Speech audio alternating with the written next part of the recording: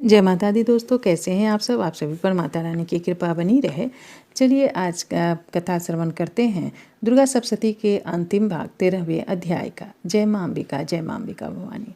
सूरत और वैश्य को देवी का वरदान ध्यान। जो उदय काल के सूर्यमंडल की सी कांति धारण करने वाली हैं, जिनके 4 भुजाएं और 3 नेत्र हैं तथा जो अपने हाथों में 5 अंकुश वर एवं अभय मुद्रा धारण किए रहती हैं, उन शिवा देवी को मैं ध्यान करती हूँ। ऋषि कहते हैं, राजन, इस प्रकार मैंने तुमसे देवी के उत्तम महात्म्य का वर्णन किया।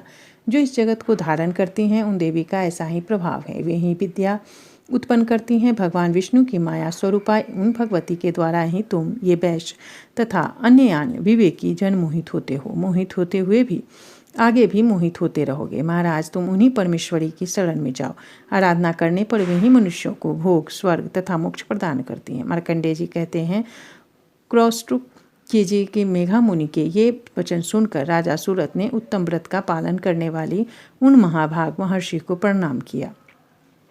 वे अत्यंत ममता और राज्यापहरण से बहुत खिन्न हो चुके थे। महामुनि इसीलिए विरक्त होकर वे राजा तथा वैश्य तत्काल तपस्या को चले गए और वे जगदम्बा के दर्शन के लिए नदी के तट पर रहकर तपस्या करने लगे।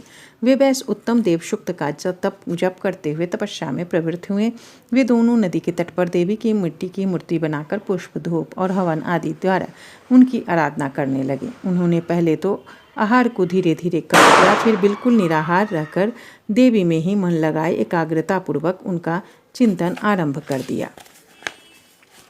वे दोनों अपने शरीर के रक्त से प्रोक्षित बलि देते हुए लगातार 3 वर्ष तक संयम पूर्वक आराधना करते रहे। इस पर प्रसन्न होकर जगत को धारण करने वाली चंडिका देवी ने प्रत्यक्ष दर्शन देकर कहा। देवी बोली, राजन तथा अपने कुल को आनंदित करने वाले वैश्य, तुम लोग जिस वस्तु की अभिलाषा रखते हो वह मुझसे मांगो, मैं संतुष्ट हूँ, अतः तुम्हें वह सब कुछ दूंगी।